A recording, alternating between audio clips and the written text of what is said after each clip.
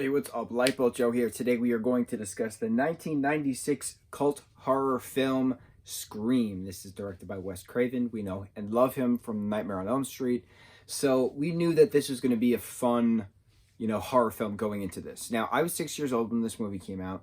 I did not watch it at 6 years old. I think I was like 10, 9 or 10 when I watched the first Scream at like a sleepover or something like that. Scared the crap out of me. Of course, because that's what you did when you were like 10 years old. You watched horror movies at 2 a.m. at a sleepover. It's a thing. So this stars Neve Campbell as Sidney Prescott. You have Courtney Cox as Gail Weathers. You have Rose McGowan as Tatum. You have David Arquette playing Dewey, Deputy Dewey. You have Matt Lillard. He plays Stu. You have Skeet Ulrich, who plays Billy. It's just such a there's not one of those main cast members who's like still not doing work. Like everyone is actively acting, and that's pretty impressive.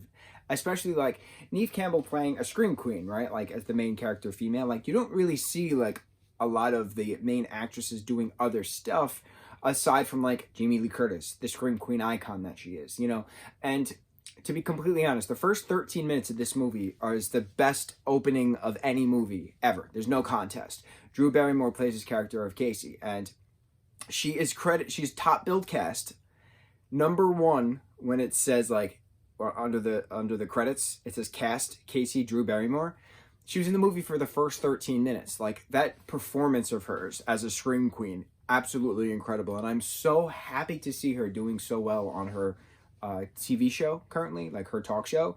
She's just so real and down to earth. Like I've loved her since I was a kid.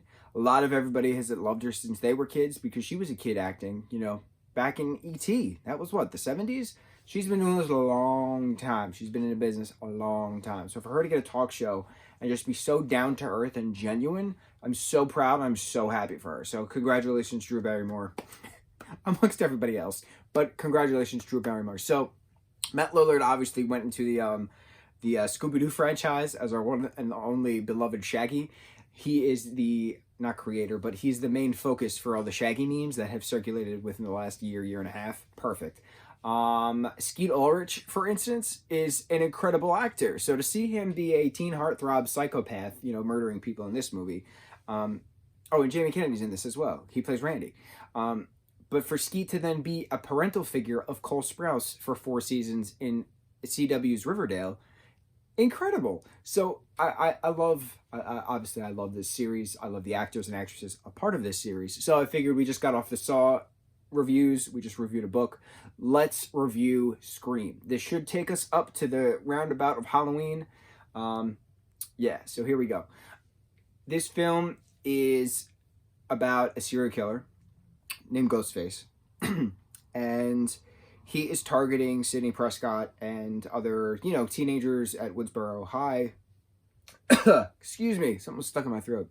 They killed the principal as well. So it's a question of who is Ghostface, why is Ghostface killing people, and why is he now targeting Sidney Prescott, depending on where she goes. Like, he'll always call her on a phone. Cell phones were a big thing in this. Now, this is 1996, so this was filmed in 1995. Teenagers didn't have cell phones in 1995, but it was starting to become mainstream. So to have Billy with his cell phone, it was a big, red flag. Like, why is a 17-year-old boy having a cell phone that's for adults? Like, it was a weird thing. So the house setup is very, specific, and if you open Sydney's door but her closet door mesh at the same time so the handle catches it, very important moving forward in other films.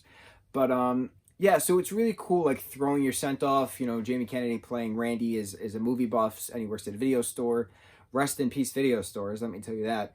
And he's just going into the rules of horror movies, who would be a prime suspect. You can't drink, you can't do drugs, you can't have sex, you can't, you have to be a virgin in order to not be killed. But it's just fun having also the movie Halloween play throughout the ending of the movie. A good third of the film takes place at Stu's house. That's where the big reveal is, having Sydney's dad Neil tied up in a closet the whole time, and having Billy and Stu being the murderers the whole time, and then stabbing each other to make it look like it was Sydney's dad the whole time, but then everybody else came together, and Sydney then put on the mask and stabbed Billy with an umbrella, and Gail wound up shooting him, and then Sydney wound up shooting him again, and Randy tried to save him. It was just a whole cluster of people trying to save each other. It was wonderful. So chaotic, but so practical. I love the stunt work in this film. I love the horror effects. I love the thrill effects.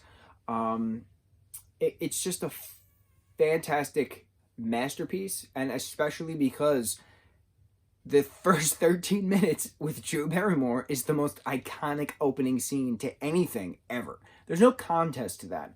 I want to see someone prove me wrong. But to have her billed as a top cast, to have her on the cover, and it's what, an hour and 50-minute movie, something like that? She's in the first 13 minutes and that's it? Incredible. Absolutely incredible. I love this movie. I love the twists. I love Skeet saying, I watched Exorcist last night and I thought of you.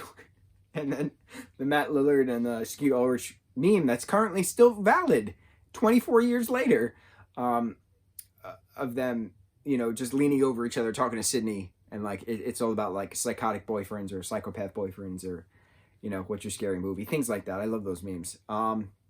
Yeah, such a memed movie, such a perfect movie, and there are 3 sequels, so we have to watch the other 3 sequels. Incredible films that they are. Again, it's like watching Saw. You have to make sure you pay attention to the details because everything ties together. There is a TV series called Scream. It was on MTV. The first 2 seasons were just like complete reboot and like had absolutely nothing to do with the Ghostface mask. The 3rd season has to do with the Ghostface mask. I have not watched it aside from like the first couple episodes of the first season. I was like, oh no, this is not a thing. But Scream 5 is currently being filmed right now. All of our main actors are back. David Arquette, Courtney Cox, Steve Campbell is back. The living ones, let's put it that way. But we also have Dylan Minney and Mason Gooden Jr. They're both in this. I'm so excited to see both of them. It's going to be absolutely incredible. Mason Gooding.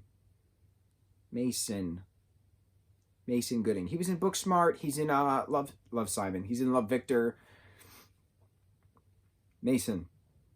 Dylan Minney, we know, is incredible from 13 Reasons Why. So I'm so excited to see the horror level of both of these actors because I know they can do it. Mixed with Jenna Ortega. Jenna Ortega's in this as well. She's incredible. This is going to be an incredible movie whenever it comes out. 2022, I think. But yeah, so this concludes our Scream 1 review. On to Scream 2. Mucho mahalo.